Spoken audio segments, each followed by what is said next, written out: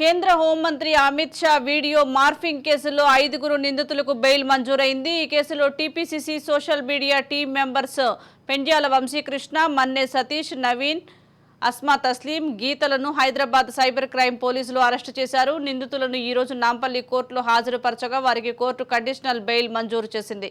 10,000 పూచీకత్తుతో బెయిల్ మంజూరైంది। తదుపరి ఆదేశాలు వచ్చే వరకు నిందితులు ప్రతి సోమ, శుక్రవారాలు కేసు ఇన్వెస్టిగేటివ్ ఆఫీసర్ ముందు హాజరు కావాలని నాంపల్లి కోర్టు ఆదేశించింది।